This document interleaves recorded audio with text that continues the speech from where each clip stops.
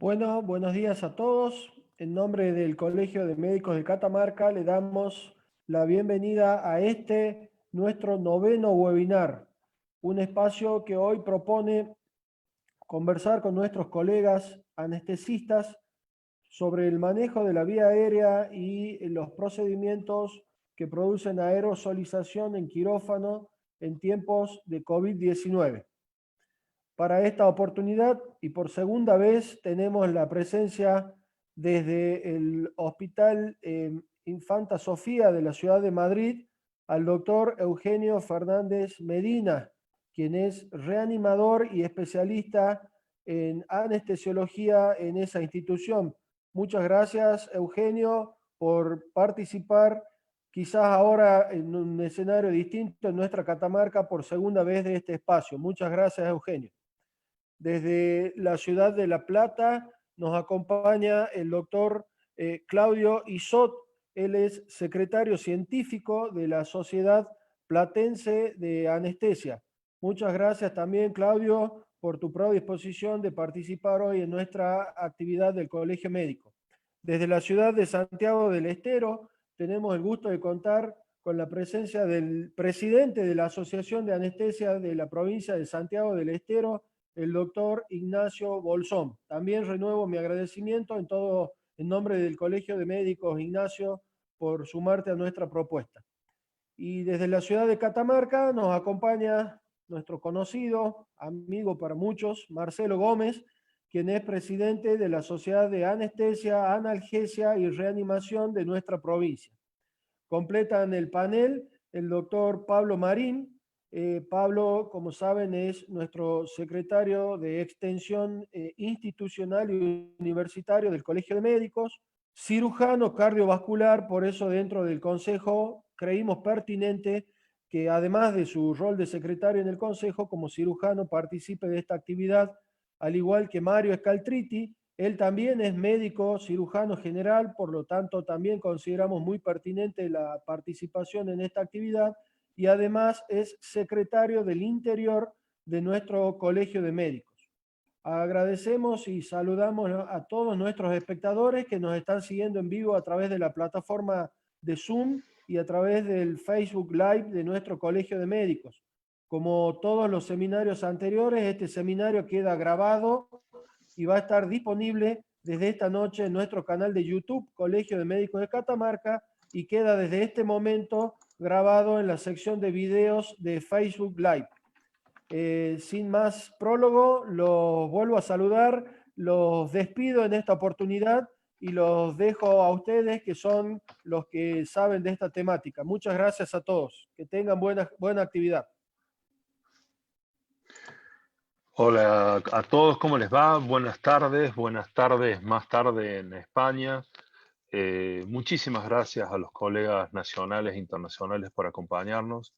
Estamos con la crème de la Sociedad de Anestesia Argentina, los que están especializados en vías aéreas, así que esto va a ser extremadamente bueno para todos. Los que entramos a quirófano, los que tenemos que intubar, los que tenemos que manejar pacientes con esta enfermedad que nos traspasa completamente a todos, que traspasa todo lo que estamos haciendo y todo lo que venimos realizando desde hace 130 días. Algún día dejaremos el COVID atrás. Espero como sociedad y como mundo que esto pase. Quiero que empiece esta sesión el local, nuestro amigo personal y presidente de los anestesistas locales, Marcelo Gómez. Marcelo, te cedo la palabra.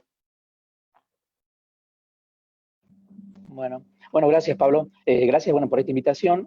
Vos me hablaste una vez para ver si podíamos, qué podíamos hacer con esto. Estamos contando acá con dos colegas que yo creo que hay que sacarle un poquito el jugo. Estamos con Ignacio Bolsón, que es de Santiago del Estero, un colega. Por ejemplo, nosotros normalmente en federación y en los congresos, hay cursos intermedios dentro del congreso, en donde hay un sector en donde se refiere todo a vía aérea. Ignacio, él es instructor de vía aérea, y yo Después, bueno, después le presento a Claudio, pero bueno, ahora empezaríamos con él, con Ignacio. Así nos habla y nos instruye sobre vía aérea. ¿Te parece, Ignacio? Empecemos. Bueno, muchas gracias. Antes que nada, agradecer a Marcelo y a a la Federación Argentina, junto con el Colegio de Médicos, por la invitación.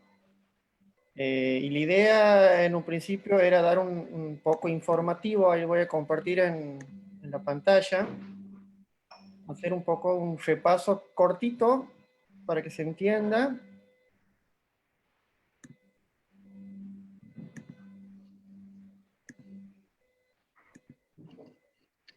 Un segundito, ya lo ponemos. De lo que es lo que hacemos, qué son los protocolos y qué es lo que estamos recomendando actualmente en hacer.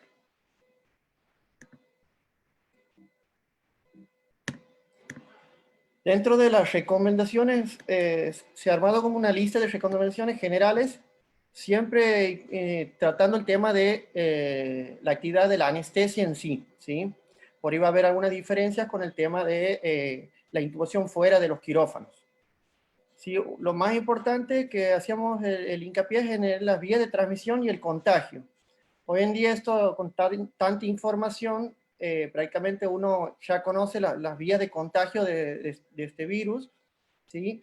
Y sobre todo, cómo es los mecanismos de protección que tenemos ante este momento que es la intubación, ¿sí?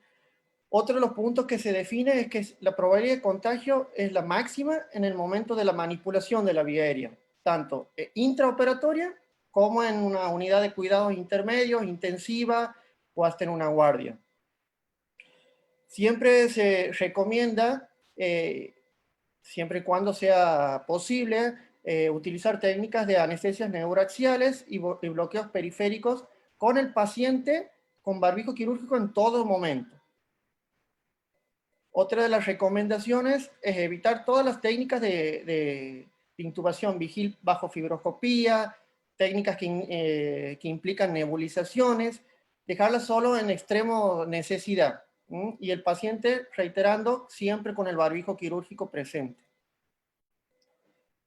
Otra de las recomendaciones es siempre disminuir el reflejo tusígeno, utilizar siempre relajantes musculares. En muchas unidades de cuidados intensivos tienden a no utilizar relajantes. Nosotros desde la asociación nuestra y de la federación recomendamos respetar el tiempo de latencia de las drogas, ¿sí? Para tener, nosotros generalmente usamos o succinilcolina o rocuronio, son las drogas que más familiarizadamente estamos utilizando. Esperar el tiempo, ¿sí? Para poder tener ese efecto tusígeno lo menos posible. Siempre tener la técnica de la intubación de secuencia rápida. Y lo más importante en este caso es que el manipulador de esta vía sea el profesional más capacitado. Eso hace mucho hincapié desde nuestra federación y desde las distintas asociaciones. El profesional que va a realizar la intubación tiene que ser el más capacitado. Solo en caso de desaturaciones se recomienda la ventilación facial y con bajos volúmenes. Como gol estándar siempre lo recomienda la utilización de los videolaringoscopios en todo procedimiento de intubar. Aquí vamos a tener el inconveniente, dependiendo los medios que cuenta cada hospital, de disponerlo o no.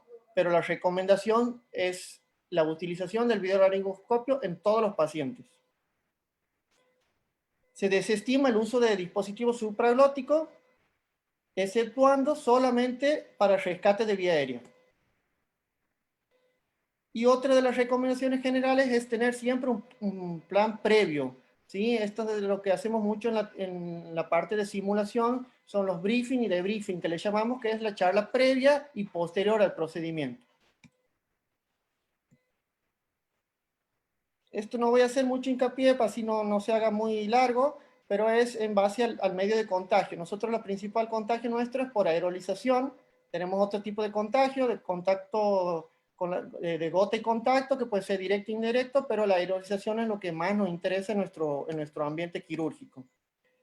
Desde Federación se ha sugerido una especie de checklist, ¿sí?, que los diferencian en distintas partes. Uno sobre el paciente, otro sobre el equipo actuante, otro para los procedimientos de intubación de secuencia rápida y otro para la limpieza y el descarte de materiales. En cuanto al checklist sobre los pacientes, lo importante es que el paciente siempre ingrese con su barbijo quirúrgico, ¿sí? Tener en cuenta lo que llamamos los criterios de intubación dificultosa en esos pacientes. Pacientes obesos, falta de dientes, pacientes roncadores con apnea del sueño, pacientes con barba y hombres mayores de 55 años son todos factores de riesgo que ese paciente va a hacer una intubación dificultosa. Por lo que sugieren siempre hacer previamente una marcación de la membrana cricoidea con ecografía, pensando en una posible complicación posterior a la intubación. En este caso no se recomienda hacer las valoraciones de apertura bucal y las pruebas de Mallampati en los pacientes. Sobre el equipo actuante, el checklist es coordinar con el resto del equipo la acción de cada uno. Siempre intentar tener 2 operadores para el proceso de la intubación. Generalmente estamos acostumbrados a hacer uno y un técnico. Bueno, en este tipo de pacientes lo recomendable es dos operadores dedicados solamente a la intubación. Considerar siempre pedir una ayuda adicional, repartir los roles previamente, lo que hablamos del briefing, y considerar lo que es fatiga, horas de descanso nocturno, la hidratación, la necesidad de ir al baño previamente a realizar cualquier procedimiento. Contar con los equipos de protección personal es otro de los temas importantes aquí. El monitoreo básico, ¿sí?, la mesa de anestesia chequeada, los filtros correspondientes y la capnografía. Las drogas que vamos a necesitar para realizar el procedimiento tienen que estar rotuladas, ¿sí?, y las drogas necesarias. No hay que llevar solamente las drogas que vamos a usar y evitar el movimiento de ampollas y drogas de un ambiente a donde vamos a hacer la intubación hacia otro ambiente de zona limpia, digamos. Los videolaringoscopios, lo que recomendaban, siempre montando un tubo con un mandril. Y aquí, digamos, vamos a hacer una separación en esto de los pasos previos, decíamos. Aquí está un poco más didáctico para que no sea tan escrito. Es primero, recordar siempre ponerse el delantal de plomo en caso de cirugías que necesitan, traumatológicas, que necesitan la protección del delantal. La hidratación del personal previo, ¿sí? Antes de ingresar al quirófano, el personal debe debe haber ido al sanitario, hacer sus necesidades, retirar todo lo que son las joyas, objetos personales, celulares de los bolsillos, ajustar el calzado, colocar los anteojos y si necesita, fijarlo siempre con una una cinta de plástico sobre la frente y recoger el cabello en caso de tener el cabello largo, mujeres o hombres. Aquí, dentro de estas recomendaciones, vamos a presentar 3 situaciones distintas y cuál sería el equipo que tenemos que contar ante esas situaciones. Pacientes sometidos a anestesias generales que no entran en la categoría de casos sospechosos ni confirmadas, ahí lo ideal sería tener un barbijo quirúrgico, ¿sí?, un gorro descartable, la protección ocular que puede ser antiparras y o la máscara facial. Si uso anteojos, puedo reemplazar la antiparra por el anteojo, un camisolín de contacto, guantes no estéril, doble en el caso de la intubación, y botas descartables. Ese sería el primer episodio o situación. La segunda situación ya sería un paciente que cumple ya los criterios de casos sospechosos o confirmados de COVID y que va a ser sometido a una anestesia donde hay un alto riesgo de aerolización de partículas. Aquí ya los barbijos tienen que ser los específicos, N95, los FFP2 o los de 3M. El gorro tiene que ser doble y descartable, obviamente. Los dispositivos de protección ocular, aquí ya no es opcional. Lo ideal es antiparras y protector facial. Igualmente, si uso anteojos, el anteojo puede reemplazar la antiparra, pero el protector facial siempre tiene que estar presente. El camisolín tiene que ser de mangas largas, ¿sí?, con puño adecuado, elástico, que cubra hasta las pantorrillas, ¿sí? Y hacer hidrorrepelente, o sea que repele la parte líquida y todos los patógenos transmitidos por la sangre. En este caso necesitamos usar 2 guantes que pueden ser no estéril, generalmente puede ser de nitrito, de látex, aunque en nuestros países generalmente los guantes de látex son un poquito más largos y más resistentes que los de nitrilo. Y las botas descartables. La tercera situación serían pacientes que cumplen con criterios de casos sospechosos o confirmados, pero que no hay un riesgo alto de aerolización de partículas. Por ejemplo, los pacientes intubados, ¿sí? En unidad de cuidado intensivo, que necesita hacer otro tratamiento que no sea la intubación en sí. Ahí sí tengo que tener el barbijo N95, ¿sí? Un gorro descartable, los dispositivos de protección ocular, tanto la antiparra como la pantalla facial, el camisolín hidrorrepelente, los guantes no estéril por 2, ¿sí? Y las botas descartables. Esas serían como las 3 situaciones que nos podemos afrontar ante un posible paciente. Sobre el chequeo del procedimiento de intubación en secuencia rápida, lo más importante es posicionar el paciente, ¿sí? Para tener una buena posición de intubación. Retirar el barbijo del paciente y preoxigenar con una frío al 100% durante 5 minutos. Evitar la ventilación con máscara facial y en caso de ser necesario la ventilación, que haya otro anestesiólogo para que me pueda hacer la ventilación con la bolsa.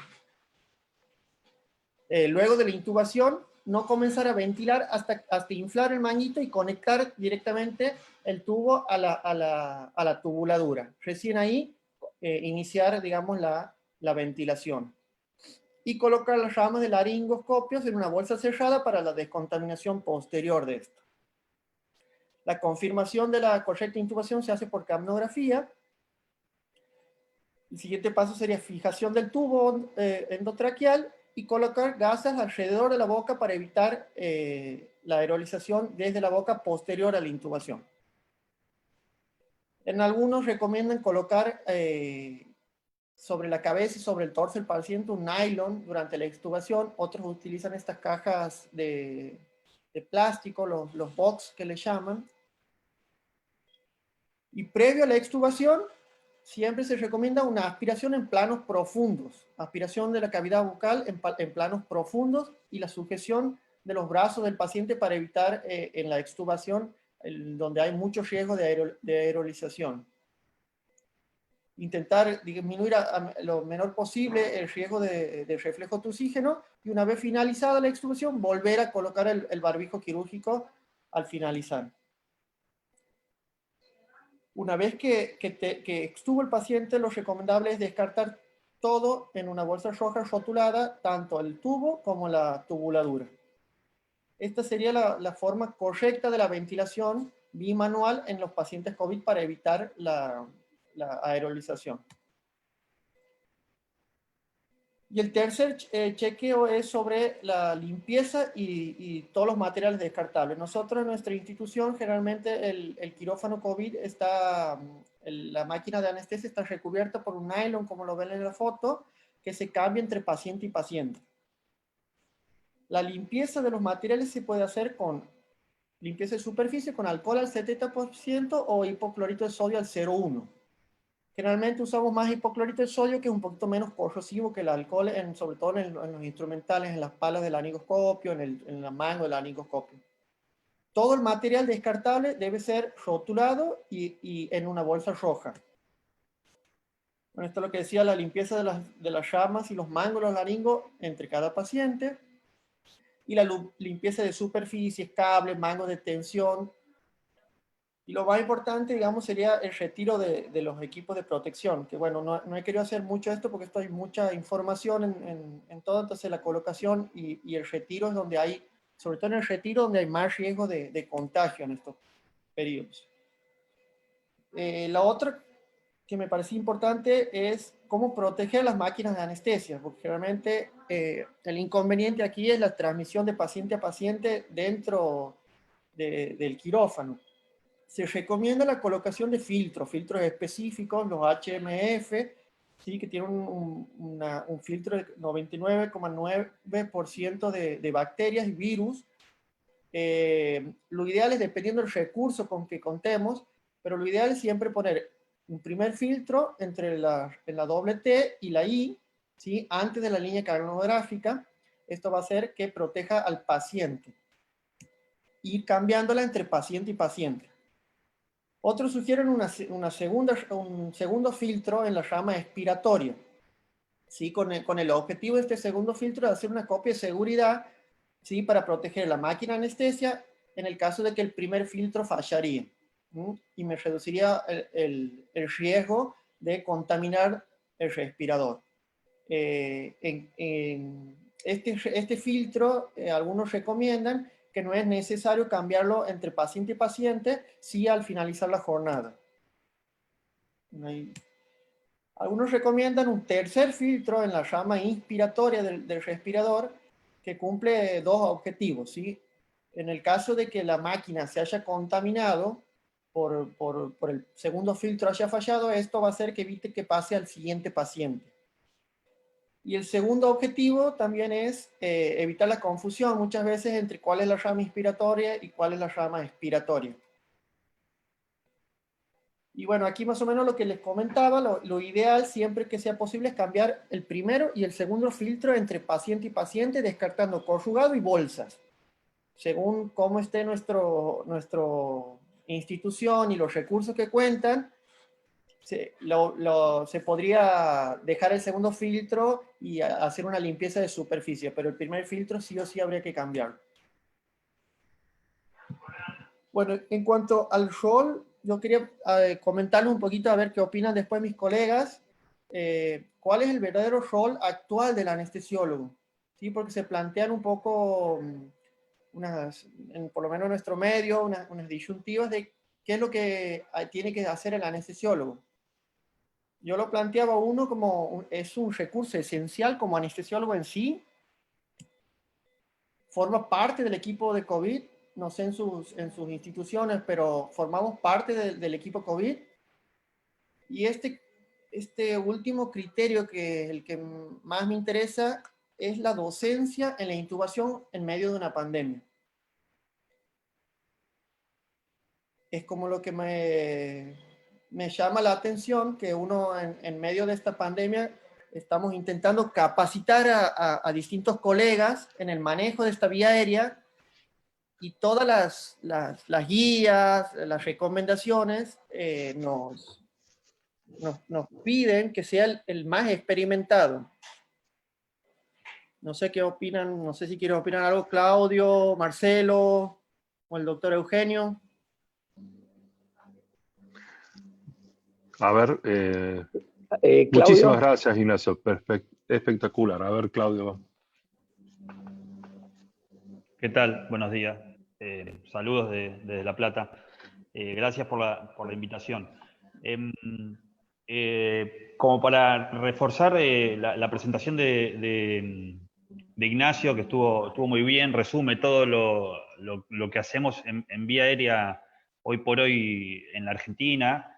Tengo que reconocer, yo participé de la elaboración de esas guías de la FAR, y la FAR es la Federación de Anestesia de toda la Argentina, digamos, y la información va cambiando muy rápido, ¿no? Entonces hay algunas cosas que hoy por hoy sabemos que capaz que no son tan necesarias al extremo en lo que es la intubación y demás. En mi experiencia personal, yo estoy en La Plata, los casos están aumentando muy rápido, se está saturando. Yo trabajo en el ámbito público y privado, y hay dos realidades, ¿no? Las cirugías programadas, lo que es programado y que puede esperar, se suspendió todo, no hay nada. En clínicas donde había cirugías, 30, 40 cirugías programadas, hoy hay 5, 6, que son las que no se pueden esperar, y lo de guardia, ¿no? Y ahí lo que está pasando hoy es que hará un mes más o menos, o 2 meses, se considera a todos los pacientes como positivos o sospechosos. Entonces, en todos hacemos lo mismo, en todos nos protegemos igual, el barbijo, el camisolín, el manejo. En las últimas 2 o 3 semanas se tomó como una conducta de que todos los pacientes se hisopan, ¿sí? Siguiendo recomendaciones fundamentalmente del Colegio de Cirujanos de España. Se hisopan a todos los pacientes que son en cirugías grandes o pacientes de riesgo, y entonces ahí, si el paciente es negativo y también se le hace una tomografía el día anterior a la internación a la cirugía, y la tomografía no es sugestiva de un infiltrado respiratorio, no de COVID, sino de infiltrado respiratorio, con esos 2 valores podemos capaz que relajarnos un poco en el tema de la protección y la protección de la mesa de anestesia y demás. Está demostrado que se gasta menos plata, ¿sí?, en un test de paciente negativo que tiene que ser 72 horas antes de la cirugía, que armar todo el equipo de protección personal para todo el equipo, ¿no? Desde cirujano, instrumentadora, circulante y demás. En La Plata ya hará 2 semanas que estamos así, trabajando así. En lo que cuenta Nacho del recurso, el anestesiólogo como recurso, hay mucha discusión en hospitales de acá de La Plata y en ámbitos que quieren llevar al anestesiólogo a la guardia, a hacer triage, a hisopar y demás. No quiere decir que no estemos, pero yo creo que es no cuidar el recurso humano, ¿no? Porque cirugía se va a seguir precisando, como se precisa el cirujano, como se precisa el ginecólogo y demás, y sacarlo de un lugar para ponerlo en otro puede hacer complicar el funcionamiento en La Plata en estas 2 o 3 semanas, digamos, como se viene ahora, que parece que se viene, ¿sí? Y lo de docencia es realidad. Así todas las guías recomiendan que se tiene que ser el más experimentado, el anestesiólogo, y como que no es momento de ponerse a aprender cosas nuevas, sino de hacerlo con lo que uno está bien familiarizado, y sin exponer ni al paciente ni a otro colega a infectarse, ¿no? Yo creo que hay unas discusiones ahí. La realidad es que residentes con ganas de aprender hay en todos lados, y a veces ven una intubación perdida como un déficit en su aprendizaje futuro, pero bueno, yo no creo que sea así. Yo creo que es el momento de que el más experimentado o los más experimentados, y hacer las cosas que se hacen siempre con lo que uno está capacitado, y no ponerse a innovar mucho, digamos, ¿sí? Otra cosa para resaltar que no sé si lo dijo Nacho, que es bien del rol del anestesiólogo. Por lo general, siempre que se pueda, la idea es utilizar anestesia regional, ¿sí? Siempre que la cirugía lo permita y el procedimiento lo permita. Si yo puedo hacer una cirugía con un bloqueo periférico o con un bloqueo neuroaxial, bueno, poner eso en la balanza al momento de elegir la técnica analgésica, digamos, ¿no? No sé si hay alguna pregunta o algo para contar. Sí, te hago una pregunta del público. Escúchame una cosa, Claudio. ¿Esta división de equipos es igual en la parte privada y pública? Y otra pregunta, ¿los que están en la parte privada no van a la pública y viceversa? Eso es, en el público, por lo general, lo que estamos haciendo en el servicio de anestesia que yo estoy, por lo menos, y lo que conozco, hacemos guardia cada 15 días. Antes íbamos una vez por semana, en mi caso, y ahora por disposición del servicio y demás, hacemos una guardia cada 15 días. Todo el equipo de ese servicio, cada 15 días hacemos guardia, cosa que si tuviéramos la mala suerte de infectarnos, qué día es el día que está infectando, y después adentro del hospital mantener todas las medidas que ya conocemos, ¿no? El barbijo, el distanciamiento, la higiene y demás, reducir la cantidad de gente y demás. Eso en el público. En el privado es bastante parecido. Lo que pasa es que la realidad acá en la ciudad de La Plata es muy difícil que el mismo médico que no está en un hospital público no esté en una clínica privada, y viceversa, ¿sí? Casi todos trabajan en los 2 ámbitos. Pero Igual que acá. por lo general ha habido contagios entre médicos al principio. Yo creo que por parte del desconocimiento y capaz un poco de tomarse las cosas capaz medio a la ligera, pero hoy por hoy el contagio en el personal de salud, aparecieron unas estadísticas propias de la ciudad de La Plata que bajó un montón. Yo creo que por un poco más de toma de conciencia de la actividad del propio médico, más que de la protección, porque ya hace 2 o 3 semanas que todos están trabajando como si fueran casi todos los pacientes positivos o sospechosos, digamos, ¿no? Entonces, el contagiarse haciendo no sé, intubando, por decir una cosa, si uno estuvo bien protegido, yo conozco de pocos casos en las últimas semanas de colegas que se hayan infectado. Acá en La Plata no conozco, ¿sí? Y yo estoy en la sociedad y uno sabe de todos los hospitales, hay 14 hospitales y 10 clínicas, seremos 200 anestesiólogos en la ciudad y todavía no escuché ninguno que se haya tenido un caso o dos casos de positivos y alguno otro de paciente que se haya tenido que aislar, ¿sí? Que eso creo que refleja de la forma en que se está trabajando, ¿no? Comparado capaz que con otras especialidades que no están tan expuestos al COVID, se están infectando más, digamos, ¿no? No sé si quedó claro eso.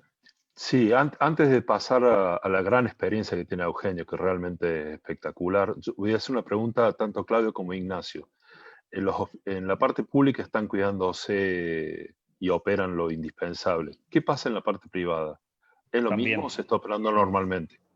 En la parte privada, por lo menos en la clínica que yo estoy, ya desde cuando empezó todo, más o menos acá empezó la cuarentena fuerte el 20 de marzo o ahí, las cirugías, ya te digo, bajaron en mi clínica, en la clínica que yo trabajo, de 30 a 40 cirugías por día y 30 estudios de endoscopía a ser contados por día, ¿sí? Ayer, en la que yo trabajé ayer, hubo 6 cirugías. Y ahora está la directiva que, como se está saturando todo muy rápido, de incluso restringir más a partir de la semana que viene, ¿sí? Como para que se desagoten las clínicas, ¿sí? Y en el hospital también es muy parecido, ¿sí? Hoy por hoy, o también otra cosa a destacar es que hoy por hoy estamos bien protegidos en todo el equipo de salud, ¿sí? Al principio capaz que había un poco no digo escasez de recursos, digo que para mí se estaba cuidando para este momento y hoy por hoy nadie escucha que no haya camisolín, que no haya barbijo del N95 y demás. Ignacio. Sí, nosotros tenemos una realidad un poquito distinta a la de Claudio, capaz que es más similar a la de ustedes. Aquí en un primer momento, cuando empezó la cuarentena, sí se suspendió todo. Todas las cirugías programadas, se hacían solamente cirugías de urgencia, oncológicos, o sea, todo lo que es la parte de maternidad, cesárea, parto, eso no, lo que no se podía frenar no se hacía, tanto en lo privado como en lo público. En los hospitales exactamente igual, salvo un hospital que tenía muchos pacientes politraumatizados que estaban esperando prótesis, todo eso que sí se ha intentado hacer, digamos, como una limpieza de camas para tener disponibilidad para los casos que vengan del tema de la pandemia. Actualmente nosotros aquí estamos ya hace 20 días o un poquito más que estamos en fase 3, con distanciamiento solamente, y se retomaron todas las cirugías, tanto programadas como las urgencias que nunca se cortaron, tanto en lo público como en lo privado. Si bien hay un hospital que se destinó exclusivamente a COVID, todo el resto de las cirugías que se hacían en ese hospital pasaron para el hospital central, digamos. Bueno, Marcelo podría contar la experiencia de Catamarca, que él es participante privado y público. Que no está Marcelo. ¿Dónde estará Marcelo? Bien. Bueno, si me permites... Mario, dale. Dale, sí, Mario. Sí. Bueno, felicitarlos realmente, Claudio, Ignacio, una descripción de su realidad y de la forma que están actuando. Quiero saber si están, así como decía Claudio, que testeaban a los pacientes 72 horas antes, lo están haciendo tanto en la parte pública como privada en Santiago del Estero. Y Marcelo, si cuando regrese también me puede contar su experiencia en cuanto al testeo de pacientes. ¿Se entiende la pregunta?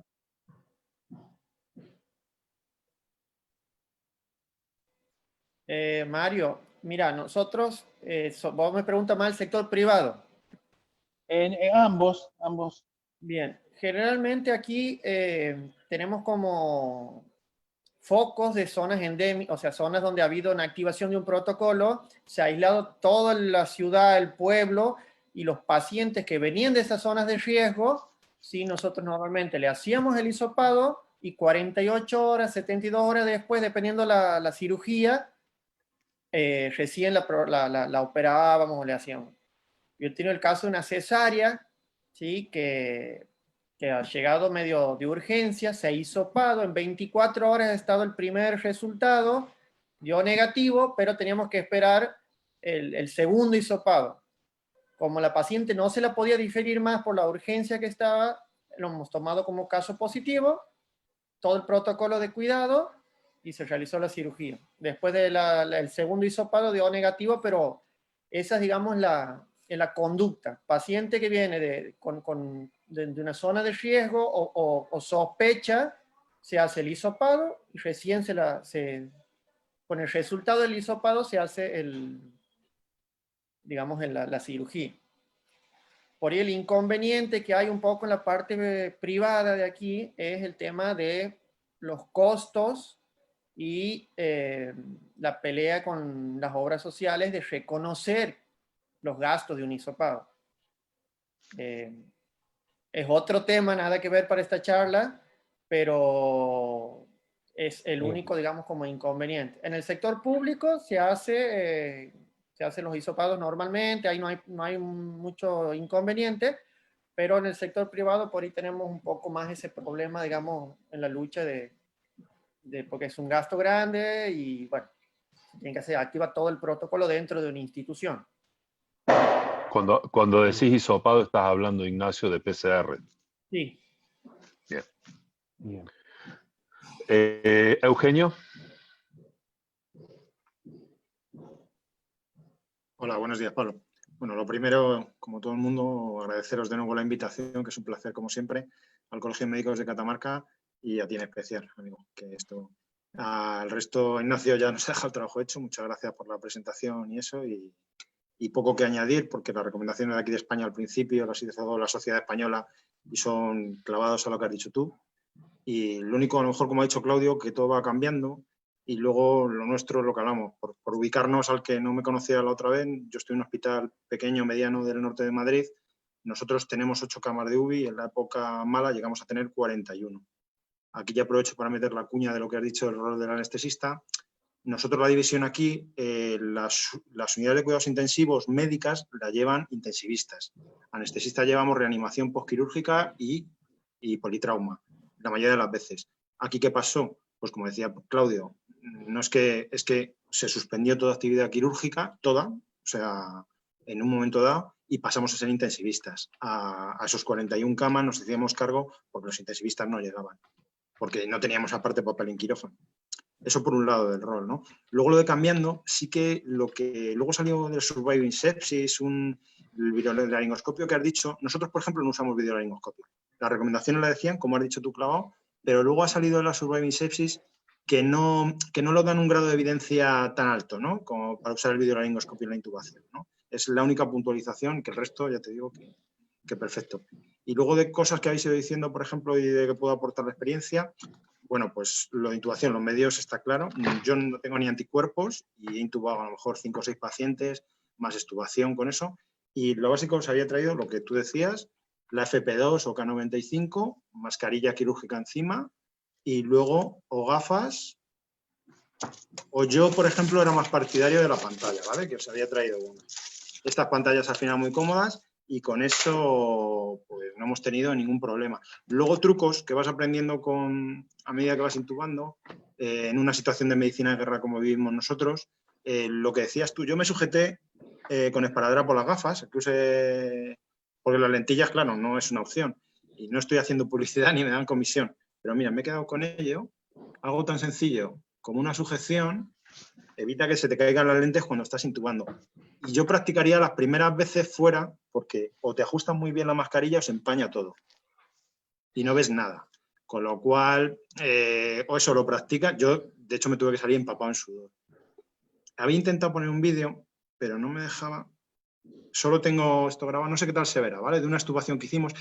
Luego, sobre la marcha, lo que sí que se hizo es aprovechar la funda de los microscopios de oftalmología para esos momentos que decías tú muy bien, Ignacio, de tanto la extubación como la intubación. Una cosa importante, a los 20-30 días las PCR dejan de ser negativas, o sea, dejan de ser positivas.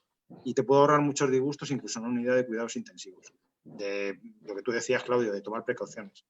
Entonces, a ver si se consigo que se vea el vídeo algo, y si no, la otra cosa que os quería contar. A ver si se ve más o menos. ¿Veis ahí para extubación? Le tapamos. Ponemos al lado la máquina de CPAP.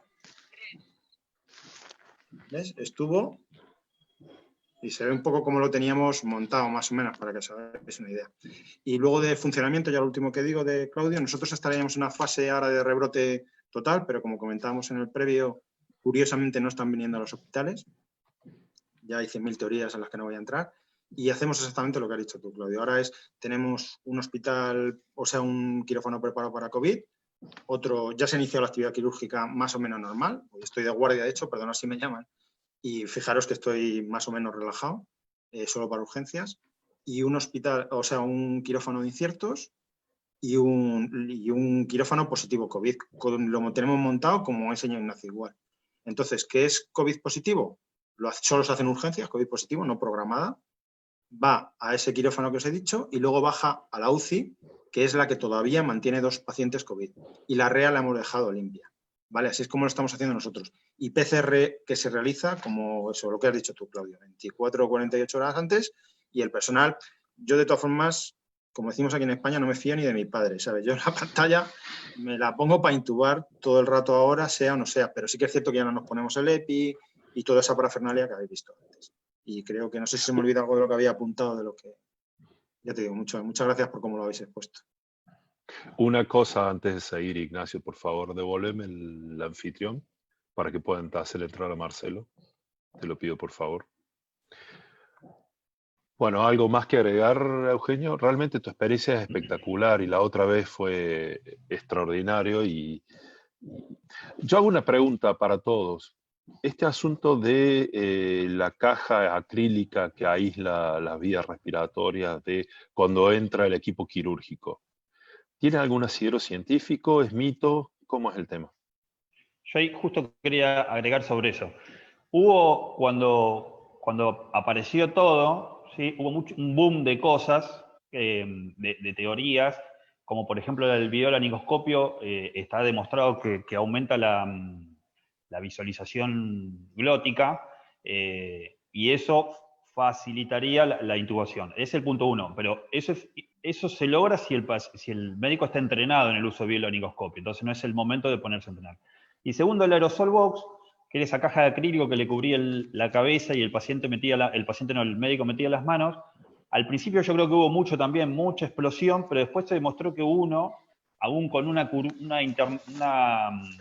entrenamiento relativamente corto, tarda más tiempo. Yo lo hice, ¿sí? Tardás más tiempo en intubar. Entonces, ¿el concepto cuál sería? Si yo puedo intubar en un paciente haciendo lo que hago siempre, una intubación de secuencia rápida, 1 minuto, 1 minuto 30, con toda la protección como corresponde, el agregarle el aerosol box, si eso me retrasa, el periodo de intubación no tiene mucho sentido, ¿sí? Otra cosa sería distinto en la extubación, ¿sí? En la extubación, bueno, se lo podés poner o se puede poner el nylon. Pero yo creo que durante la intubación, yo hoy no le veo mucho rédito.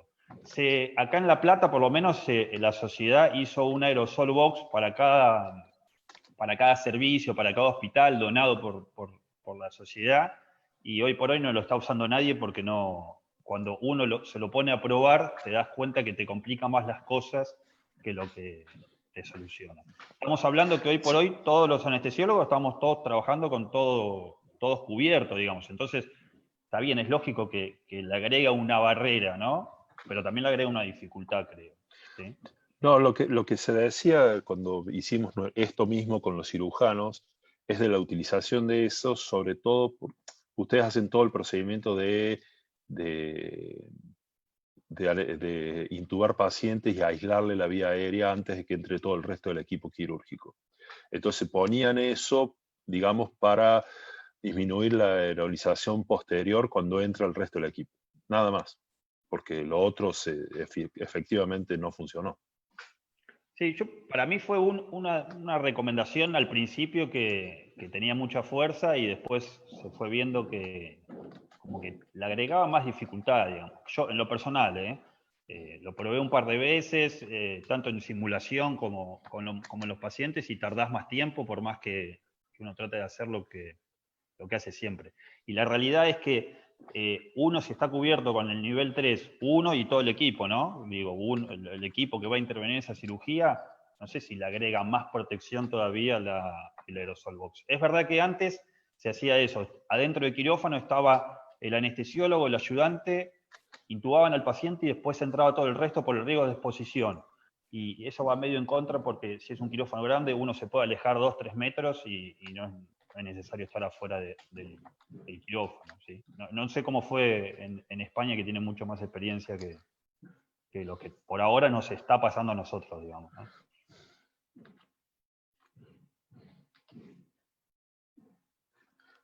Eugenio, ¿ustedes qué experiencia tuvieron con eso? No, lo que ha dicho Claudio. Aquí no ha llegado el Crystal Box, pero sí que me hago una idea de lo que cuentas, porque sí que ha habido pero un poco de gente que hacía, empresas, y sí hubo como un intento de hacer una caja parecida, pero totalmente de acuerdo.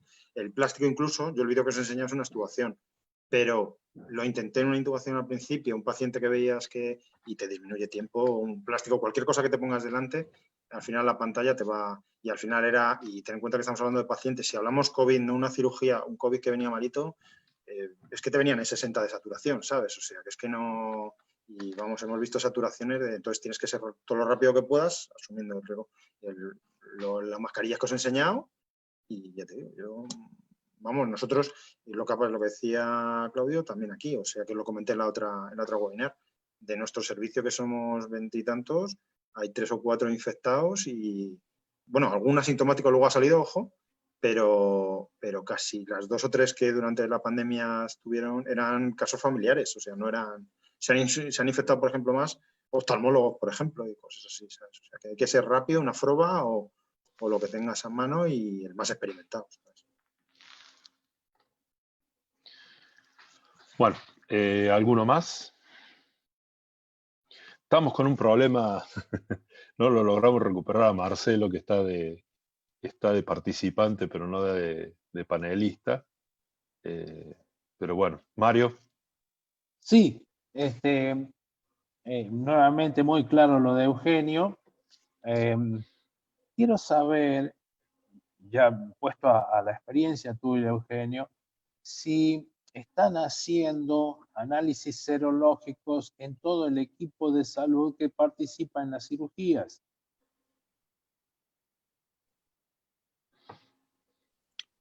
Esa es la gran polémica aquí en España ahora mismo. No se están haciendo, a no ser que seas con síntomas, no se hace una PCR. Si eres futbolista, sí, tienes 2 o 3 por antes del partido, pero nosotros no, que eso es dices, estoy exigiéndole al paciente, incluso familiares, como pasa en paritorio, ¿no? Aunque no se permiten las visitas en los hospitales todavía, salvo niños, y en un paritorio hemos tenido algún problema porque, claro, dices, le estás exigiendo al familiar una PCR y yo no me he hecho, cuando fui sintomático tuve, que luego eran prodromos y miedo, así de claro, pero yo desde entonces no me he hecho, ni se plantea hacer una PCR a todo el personal.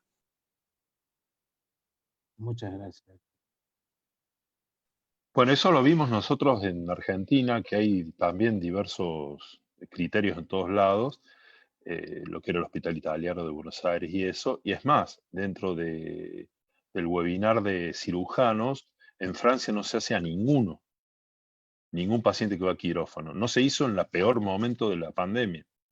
Y en Italia y en España van y vienen, pero de acuerdo al lugar. Sobre todo en Italia se hacía todos. Y acá en Argentina es más o menos lo mismo. Ustedes, Claudio, se le hacen, y acá no se hace PCR a los que van a cirugía. Son recomendaciones institucionales, ¿sí? En el ámbito público, perdón, depende de la cirugía, no es que es para todos, ¿sí? En la clínica en la que yo estoy, que son bastante rigurosos en atarse a los protocolos, lo que se está operando, por ejemplo, hoy había algo de cardiovascular y fracturas, son cosas que no pueden esperar que pase la pandemia. Entonces, se le pide el PCR con el objetivo primero de evitar exponer el equipo de salud, o de última protegerte acorde, pero hoy por hoy es verdad, todos se protegen como si el paciente fuera positivo. Y la otra es que hay algunos trabajos que si el paciente, vos lo estás operando asintomático, ¿sí? Y hace la infección en el postoperatorio, hay alguna asociación a mala evolución en el paciente. Entonces, una cirugía que podría, no sé, un coronario, que capaz que vos decís, bueno, lo retraso 2 semanas,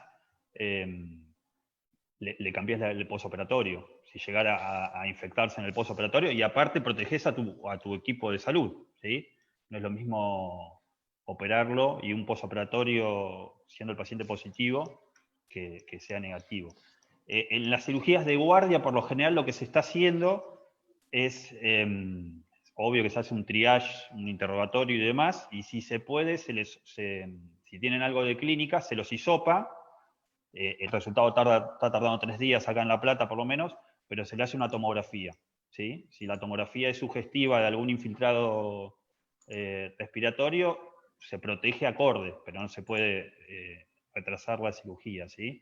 Esa es la realidad del privado, que uno tiene más recursos y demás. En el público, por lo general, uno lo que termina haciendo es protegiéndose y tratando a todos los pacientes como si fueran positivos. Así sea Bueno, ahí lo recuperamos. una fractura Ahí lo o recuperó. una cirugía congenital. Perdón, Claudio, que te interrumpo. No, está bien, no pasa nada.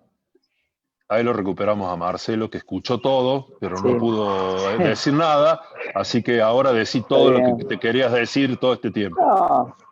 No, bueno, sí, la verdad que lo estuve viendo, escuché lo que habló Claudio, Ignacio, y también el colega, bueno, de España. Sí, la verdad que, ¿cómo se llama? Que, bueno, yo trabajo en el hospital en la parte privada y en la parte pública. Las realidades en Argentina son distintas, lógico, en todas las provincias. Nosotros en Catamarca somos muy pocos, o sea, comparado con otras provincias, somos muy pocos anestesiólogos. Yo trabajo en el hospital de niños. Como decía Claudio, yo también creo que nosotros tenemos, por ejemplo, el cajón, la caja de cristal, de acrílico. Todo lo que dijo él, yo estoy totalmente de acuerdo. Es muy incómoda en el momento de la intubación. Yo creo que sí es importante tenerla, se me hace a mí, sobre todo en los chicos, porque el chico, bueno, lógico, es distinto al adulto, el despertar es totalmente distinto. Entonces, sí, en la extubación es importante tenerla. Como así también el traslado que nosotros hacemos en la burbuja, pero bueno, son pacientes distintos, el pediátrico que el adulto. Pero sí, estoy de acuerdo con todo más o menos lo que dijeron.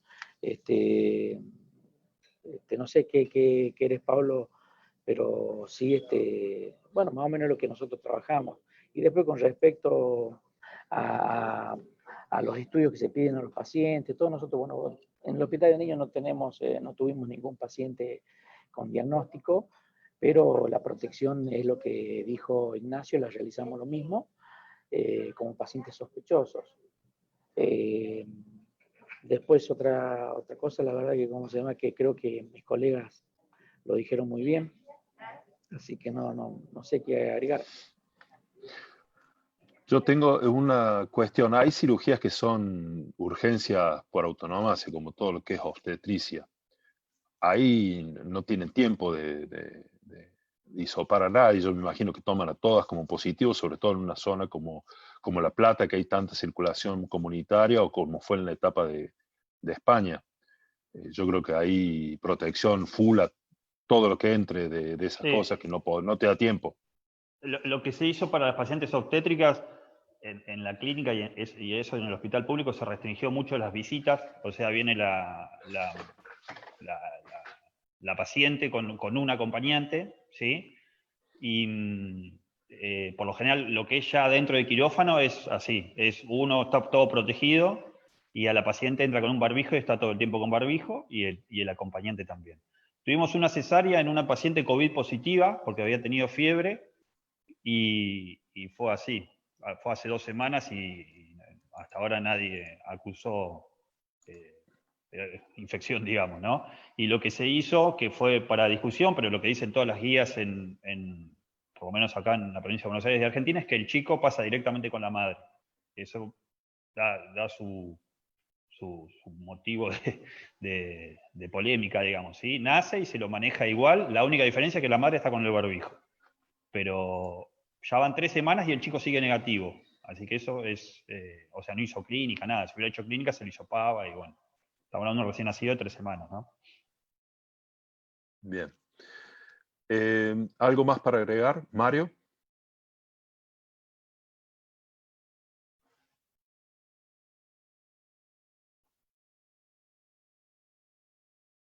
No tenés micrófono, Mario. ¿Está el micrófono? Sí. Ahí. Decía que respecto al contacto de la madre con el niño, se le puede considerar un contacto estrecho, en este caso de una paciente positiva, y tomar las medidas pertinentes. A veces, creo que no nos dan síntomas, aún en niños. Esto es lo que va propagando o lo que los agentes de salud se convierten en propagadores silenciosos de la enfermedad. No sé si ustedes en España, Eugenio, han tenido una experiencia distinta respecto de esto.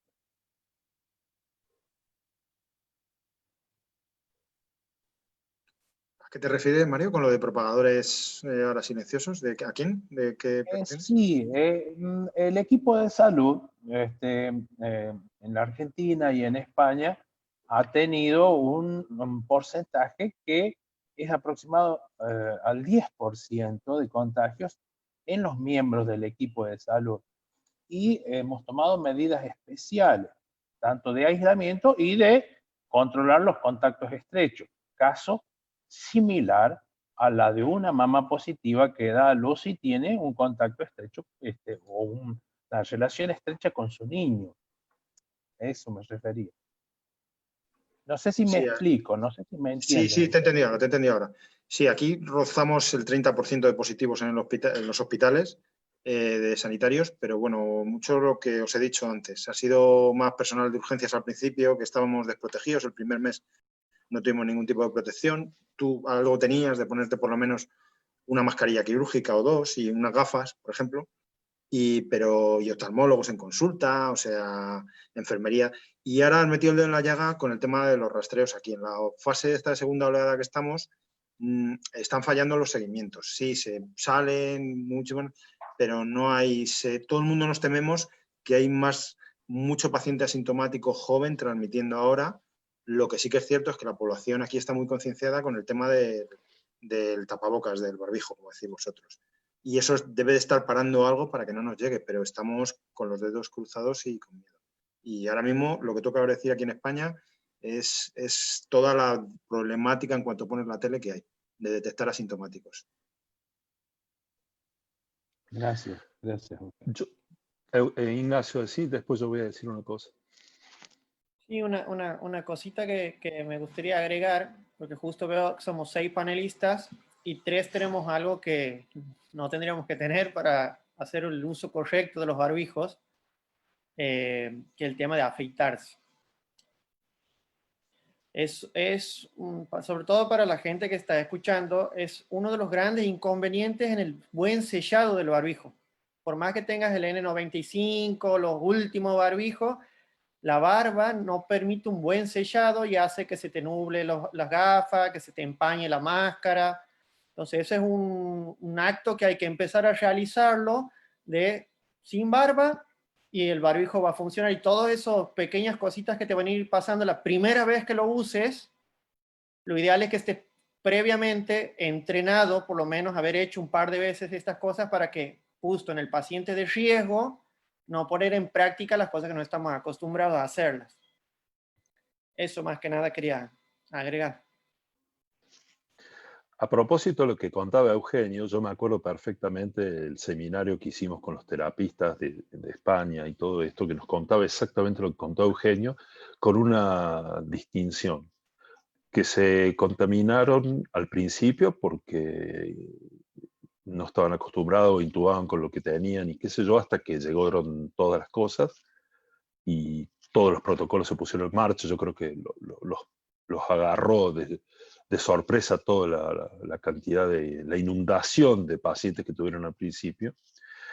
Y él contaba lo que pasó al final de la historia, cuando ya todo se había desbordado y empezaron a reutilizar cosas y a inventar cuestiones para hacerlas más rápido, y ahí fue la segunda oleada de infecciones en los sanitarios. Yo no me voy a cansar de decir una cosa que está pasando en Argentina,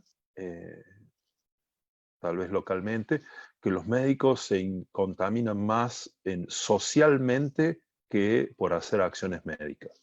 Hay que tener mucho cuidado en eso. Los argentinos somos toquetones, familiares, abrazadores, besuqueiros y materos. Y todo eso no se puede hacer más, desgraciadamente. Entonces nos va a costar mucho erradicar el mate de las salas de pre-cirugía o todas esas cosas que todos nosotros sabemos. Y yo creo que el peligro está más ahí que tal vez intubando un paciente en este preciso momento. No sé qué piensan el resto.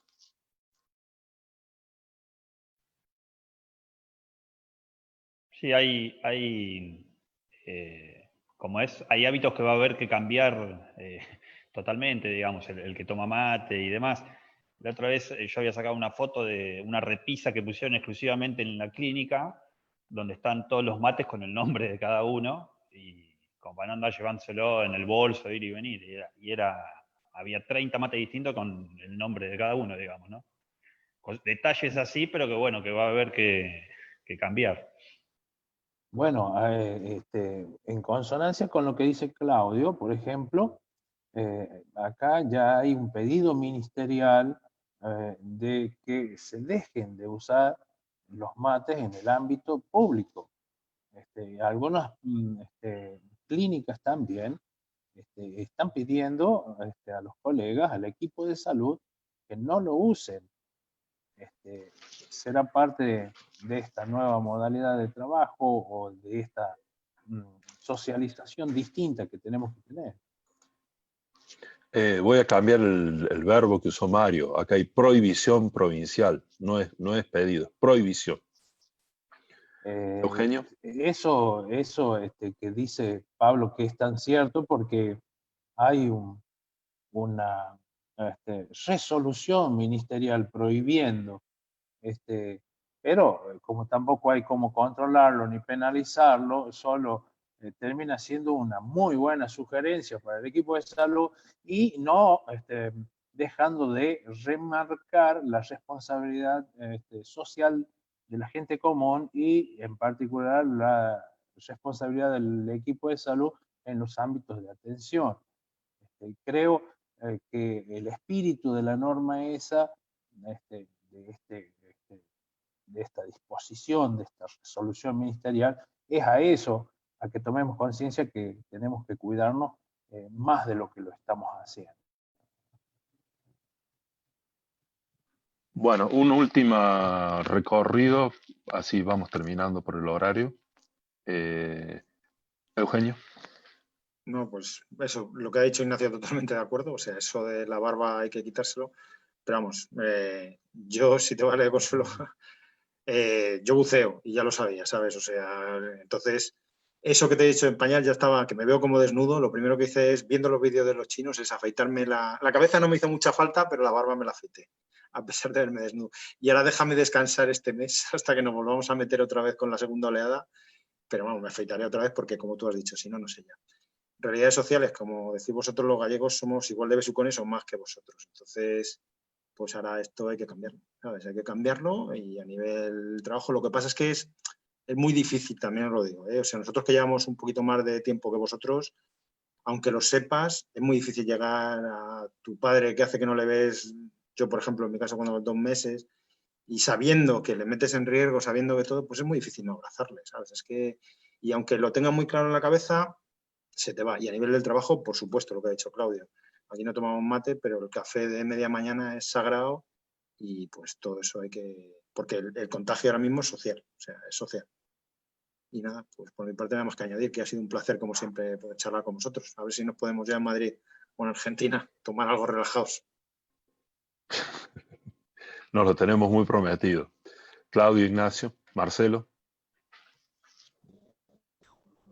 Pablo, una pregunta, ¿puede ser? Hola, Pablo. Sí, por supuesto, Marcelo. Sí, Hace la pregunta que quieras. sí. Una pregunta hacia mis colegas y a ver en qué conclusión podría llegar uno o los demás colegas que nos puedan estar viendo. ¿Qué opinan ustedes? ¿Cuál es el momento más crítico de posible contagio? ¿Es en el momento de la intubación o de la extubación? ¿Qué opinan ustedes? Y porque mi visión con respecto a los terapistas, con respecto a la intubación, creo que, no sé si se manejarán igual que nosotros, pero creo que se manejan, creo yo, ¿no? En una opinión muy personal, es distinto. Pero bueno, por eso mismo me gustaría saber que ellos, mis colegas, me comenten qué opinan sobre eso, sobre la intubación y extubación.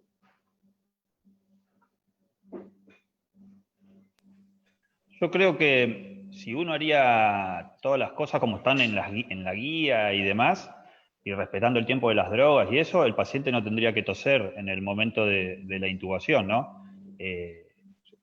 Haciendo todo perfecto, digo, ¿no? La máscara bien sellada, no ventilarlo, uno todo protegido y demás. En la extubación hay algunas estrategias que uno podría utilizar para que el paciente no tosa, pero ninguna es 100% efectiva.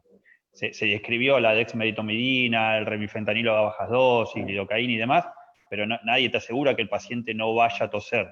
Por eso es que digo que la bolsa, el taparlo con una bolsa de nylon transparente o el aerosol box, ponerlo cuando el paciente va a ser extubado, capaz que tiene un poco más de rendimiento que durante la intubación. Pero son, creo que, teorías. Y después lo que sí dicen que está demostrado que es si uno llegara a haber asistido a un paciente que está infectado, que tiene más riesgos de contaminarse cuando se está retirando el EPP, ¿sí? Por eso todas las recomendaciones de que tiene que ser revisado por un par, siguiendo una lista de cotejo, el lavado de manos, el después bañarse, cambiarse la ropa y esas cosas, ¿no? Nosotros estamos en los pocos casos que sabemos que fueron confirmados, se hizo eso, ¿sí? El anestesiólogo se sacó todo el EPP, bien celoso de cómo se lo hacía, y se fue a bañar y se cambió y terminó ahí, digamos.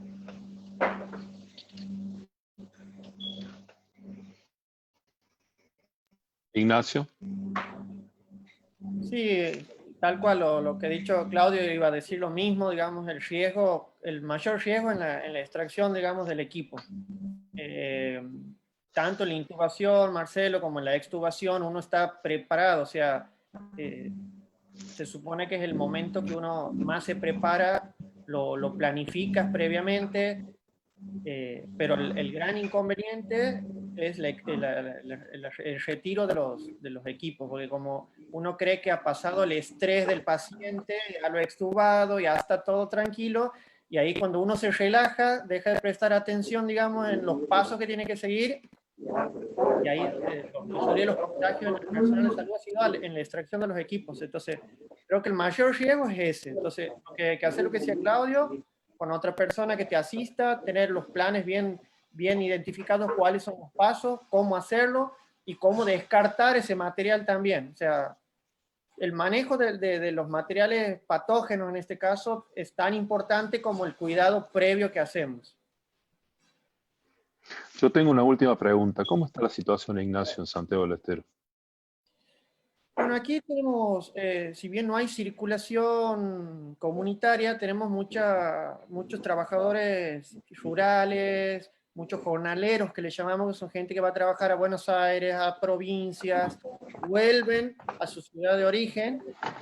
Y bueno, aquí está bastante, el gobierno la verdad que está muy bien, están tratando bien a la gente que llega de otras provincias, está cerrada la frontera, tiene que tener permiso, si te obligan a hacer la cuarentena, te ponen un policía en la puerta de tu casa, están muy estrictos con el tema. Igual, siempre en uno u otro caso que se filtra por caminos vecinales, pasan a través de casco, han pasado, o hemos tenido un par de casos que venían para un velorio en Salta mintiendo eso y han quedado en el camino. Entonces no hay muchos casos activos, no hay circulación comunitaria, pero sí está la frontera bien controlando con el resto de las provincias que están un poquitito más complicadas que nosotros. O sea, vos hoy en día Ustedes para que, volverte a la provincia tienes que tener los permisos, te sigue la policía en todo el traslado, te hacen el hisopado solamente lo hacen en caso de que estés sintomático, pero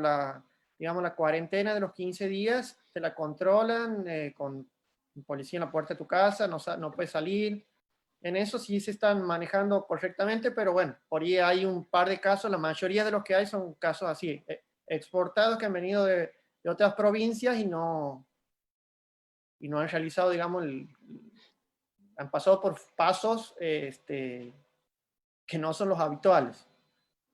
¿hace cuánto que no tienen un brote? No, brote no hemos tenido nunca. Nunca.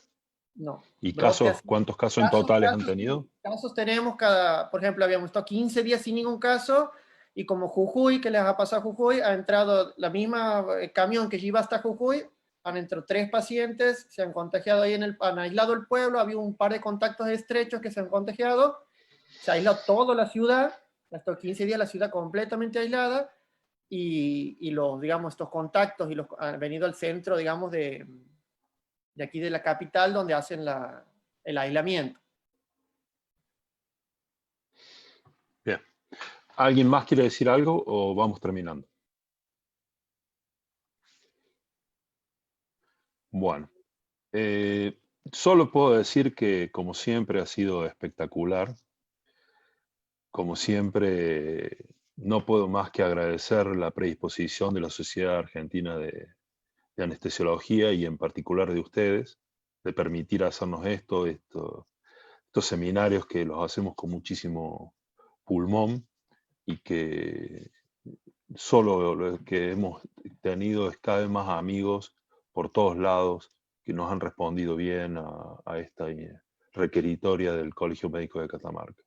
En especial a Eugenio, que siempre está, que se lo suspendí 10 veces y lo mismo siempre está. Nos debemos ese gin tonic en Madrid, te lo juro por Dios.